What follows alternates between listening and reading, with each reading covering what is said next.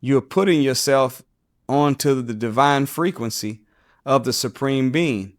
And I will remember when I first joined the nation, I was out on the streets with the Final Call newspaper, and I wasn't used to people telling me no. Selling the Final Call and selling dope is two different types of selling. You got a product that people chasing you for, then I got a product that people don't even know that they need. They don't even want it. They drowning, but don't even want the life jacket. So I'm out there soldiering, and I'm mad. I'm cussing all down the street, walking back. I'm not cussing at the people, but the brothers that's with me, I'm cussing. And I'm saying, and the brother said, "Brother, let me ask you something. Is that the same mouth you pray with?" I said, "Man, damn it, you got a point." No, I didn't say that. I said, "You got a point." But think about that. See, when you start your day off with prayer and you're communicating in the highest level to the highest being, what kind of tone, what mind does it set, and how does it make you want to use your mouth for the rest of the day? So that, then study. The minister said that in this time period, that in order for us to deal with the stress of this world, see, knowledge is really the great equalizer of the stress of the world. Right now, there's 14.7 pounds of atmospheric pressure per square inch of every single person in this room. Every object that exists in this atmosphere has 14.7 pounds of pressure per square inch. That means a human being has millions of pounds of pressure on them at one time. But look at this. We move. We function. It's like we don't even feel it. Do you know why? Because we have the ability to exhale. So we are able to take in inspiration that allows us to push out expiration that's greater than the atmospheric pressure. So whenever we study, when we acquire knowledge, we are taking an inspiration that will allow us to have expiration of knowledge, wisdom, and understanding that the pressures of this world will not be able to break us. So mental illness comes when the mind's immune system is not strong. Mental illness comes when the mind is too weak to deal with the stress of reality. We will not break under pressure if the mind is strong.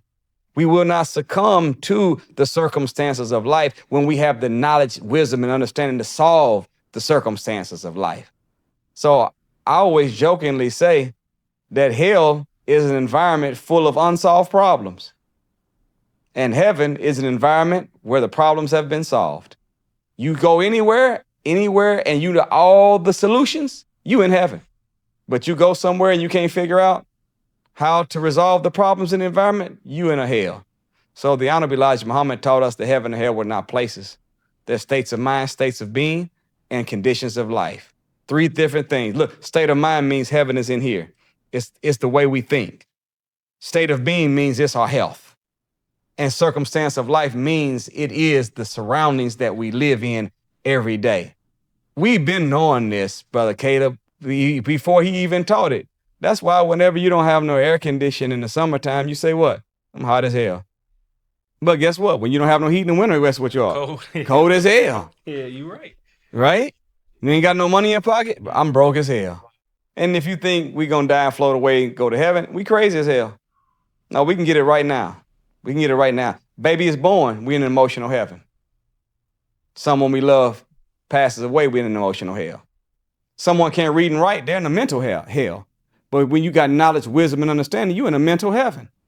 Someone paralyzed from the neck down is in a physical hell, but someone that can manifest their full athletic ability is in a physical heaven. You don't have enough money to even put food on the table for your babies, but that's financial hell. But anything that they say that they want, you can say, go ahead and get it, I got you. That's a financial heaven. Nobody had to die to go there. It's a condition of life. So that is the way that we conquer mental illness. We have to build up our spiritual immune system, our mental immune system, by living a righteous life. That's how we solve mental illness. We have to make our minds so strong with knowledge that we can solve the problems of life. And then you'll see anxiety fade away. Depression will die.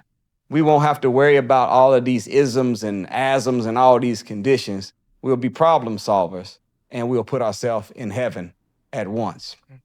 Come on, brother. At 50 plus, what drives you to still hit the gym, I know most athletes and just most people, once they stop doing the main thing or age, they stop taking care of themselves. Seeing Yeah. you, that's great motivation because it shows it's possible. But what drives you at 50 plus to still hit the gym, eat right, take care of yourself? Well, I thank you. I'm striving. Yes, You know, their brother interviewed me a while ago, and he asked me. I was telling him. He was telling off the air. He was telling me how much he liked how my teeth were. I was like, "Yes, sir." I said. He said, "What did you do?" I said, "Well, I got braces when I was in my 30s." He said, "No, I'm saying, what are you saying?" I said, "I got braces when I was in my 30s." He said, "In your 30s, you're not in your 30s now?" I said, "No, sir." At that time, I was 46 years old. He said, "What? What? What? What is your goal?" I said, "My goal is to die young at an old age." Did you catch that? yes, sir. Die young at an old age. And, you know, if the scripture says that he came that we may have life and have it more abundantly, how can we be marketing the product of God's wisdom if we're not trying to be living witnesses of it? So, you know, it's always bothered me when Jesus made a statement to his disciples in Matthew 26:41, I think it is. He said that the spirit was willing, but the flesh was weak. I said, what? That's a pretty sad state to be in. That means here's somebody that has the desire, they have the mind, they have the mental capacity to do it, but they lack the physical energy to accomplish it. I said, I got to make sure I'm not like that. I want to make sure that if my spirit is willing, that my flesh is able.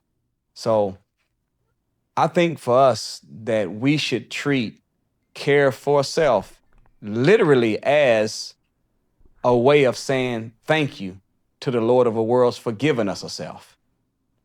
How could we get the gift of life? And life is a gift. If it wasn't, why is it called the present? Think about that. It's the present. It's a gift from God. But how we live it is a gift to him. So if he gives you and I something, we should want to care for it to the best of our ability to show we appreciate it. You have children? No, sir. Okay, not Not yet. yet? No, sir. Probably what, 2 more years from now, maybe? Yeah, Hey, I'm yeah, 28 right now, but yeah, inshallah, I'm waiting for God willing. 30. Yes, sir, yes, sir. Yes, sir. But whenever a parent gives their child a gift, or if you gave your wife a gift, if you gave your wife a gift and you sacrificed a lot, put a lot into it to get it to her, and she just haphazardly handled it, left it all outside, didn't care for it, let it fall apart, you would consider that to be ungrateful, and you want to take it back. Yeah, give me that back. You ain't even if you don't like it or you don't care nothing about it, let me have it back. I'll give it to somebody that's gonna respect it. That's how we were as children. That's how we got done. Well, how about the Lord of the worlds? I gave you this mind. I gave you this body. You mean to tell me after giving you this mind and your body, you going to put some swine into it? I gave you this mind and this body, and you just gonna let yourself fall apart? You can't even breathe. You didn't ate your way into sickness? Give me that back. Let me give this life to somebody. Now, I'm not saying you're gonna do that, but that's kind of our spirit. It should be like that. We should feel like that the Lord of the worlds gave us a gift, and I want to show him I appreciate this gift of life by taking care of it to the best of my ability. And the flip side of it too, there is a doctor who wrote a book called Spark, where he got tired as a physician constantly being a pharmacologist, meaning a legal drug dealer. Every time somebody came in with a problem, all they could do is send them home with a prescription. They go take this pill, this pill. He got tired of drugging all his patients. So he was an athlete, I believe. So he used exercise as means of what you would call self-medicating. And he noticed that it worked. He said, you know what, I'm gonna try some stuff. I'm gonna see if I can prescribe exercise to a couple of these patients instead of drugs. And let me see if the exercise will work as good as the drugs. He did this for many years, and he has a list of physical, look at this, and mental problems that he was able to prescribe exercise for, defeated depression, anxiety, all kinds of illness just from exercise. So what he found is that whenever you move your body, your brain has no choice. So that just within itself, exercise really is medicine. So when you do it, you'll see it's a stress reliever. Master Brother Muhammad, the teacher of the Honorable Elijah Muhammad, he said that walking is the most complete exercise, especially if you go out there and take them AirPods out your ears. And instead of listening to some man-made beat, man-made music, listen to the God-made symphony of the birds and the insects and the sound of the wind blowing through the trees. And instead of having your mind looking at all the fancy cars that come down the street, no, fix your mind on the different flowers. Observe all the different trees that you're looking at. And you'll be surprised that just walking, not only will it begin to burn calories, but it'll also burn anxiety. It'll burn stress. It'll burn depression. Listen to the sound of the Lord. Look at his creation. Move. We'll get our body in shape, and our mind and soul will get in shape at the same time. So that's some of the justification for doing it. I want to show the Supreme Being and say to him, thank you for giving me the gift of life. Let me take care of it. And then also, the work of trying to redeem a people is a very stressful work. It's very, very, it wears you down sometimes. So everything that anyone in leadership does, their progress is based upon agreement and acceptance of a group of people. And then them that agreed making their word bond according to what they agreed to produce the result that we said we was going to work for. Very rarely does all that come into play and things happen to the magnitude at the time that you would like it to. So you got to have something in your life that is a metric of progress that's between you and your God. That's your mental development, your spiritual development, and your physical development. That's between you. I don't need an agreement from somebody to determine that I'm getting ready to run 5 miles. That's between me, my God, my heart, and my legs. Let's do it. So that sense of accomplishment that comes from challenging yourself for the mind, the body, or the soul, it helps to really calibrate you where you can handle more exterior, I won't say disappointment, but frustration that comes from things not materializing when or how you thought it should. Brother Nuri, man, you've been great, brother. I only got about 2 more questions for you. Man, praise be to God. Every single morning when I'm turning on, the news, watching, whether it's CNN or this news channel, it seems like I see our people always being stressed out. And I see that white America is also scared just by, the laws that they try to pass, how they're acting right now. As a people, why should we be unafraid, although everything around us is causing fear right now? Well, I said it earlier, 2 things cannot occupy the same space at the same time. To be fearless, you have to be faithful. The more faith you have, the less fear you have. If you have fear, it's because you don't, well, I won't say it's because we are lacking the appropriate amount of faith in the Lord of the worlds. Everything that happens in this universe is inside the will of God. It's either his active will or his permissive will. Either he caused it or he let it to happen, but whatever he let happen, he already knows what the end result will be, so he let it happen. So there's no such thing as anything that's going on that's going to ultimately end where the divine and the true and the right are going to lose. I'll tell you a secret. I skipped to the end of the book, and the righteous did win. So we shouldn't operate like that, In fact, in the last book of the Old Testament, the book of Malachi, where it talks about this man Elijah, that we believe is the Honorable Elijah Muhammad, he's going to turn the hearts of the children back to their father, and it says, look, before the great and the dreadful day of the Lord. Well, these are 2 opposite extremes existing in one environment at the same time. In order for 2 opposite conditions to exist in one environment at the same time, that means one group of people is having one and the other one's having another. It's a great day for us. It's dreadful for the enemies that have ruled and messed up this planet. Great for us, though. We the people of God that's been the victims. Dreadful for the ones that have been the victimizers that put us in this condition. So while they're going down, we should be going up. While they're going out of business, we should be starting businesses. While they are stressed out, we should have peace and contentment of mind. While they are running around pulling their hair out, we should be moving in the world. I don't want to say keeping our hair in, because you know what I'm trying to say. But we should be the opposite. It's a great day for us, while it's dreadful for the tormentors, as long as we come out of her, my people.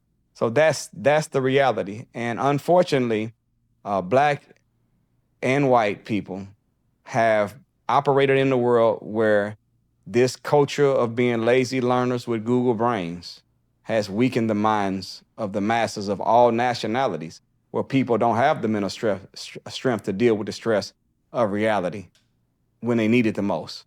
So that's why you see the confusion, the uncertainty. And I will say this, that the Lord of the worlds has never raised a politician to teach the people.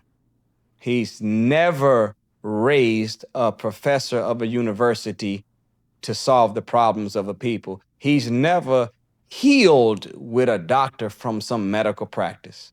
Every time that he provided a solution to the problem of the world, he raised up a messenger of God.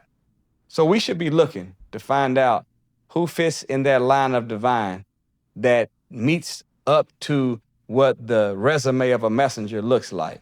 And I think that if we was to lay the template of the past messengers, the warners, and the prophet, lay them on top of the Honorable Elijah Muhammad, and you'll see that there's great parallel. Lay the template of messengership on top of the Honorable Minister Louis Farrakhan, you'll see there's a lot that's in common. There's a parallel. So we're dealing with someone that can teach us. We just have to be able to be good students. We will never be able to say that we weren't well taught. There's no subject that ever has existed that the minister has not taught on better than anyone has ever taught on it before. We have no excuse. So our problem is not that we don't know what to do, it's just we don't do what we know. That's our problem. We have faith, but we need to put some works with our faith. We might believe, but we need to put some practice with our belief. And if we start allowing our video to match our audio, where we actually act like we talk and think, then I think that we'll be able to say and prove that I have listened to the men that God raised for us. I'm hearing and I'm obeying. And guess what? It's a great day for me. While that's dreadful for others. Oh, y'all stressed out? Come on over here. We ain't stressed out. Oh, you don't know how to fix that problem? Come over here. We got the solution to that, but we're not suffering from that. Come on over here with us. And I believe that if we did that, and really, as the Honorable Elijah Muhammad, his words were, he said, fly to Allah. Fly. Fast as you can come to your God. And if we did that, we wouldn't be walking around stressed out.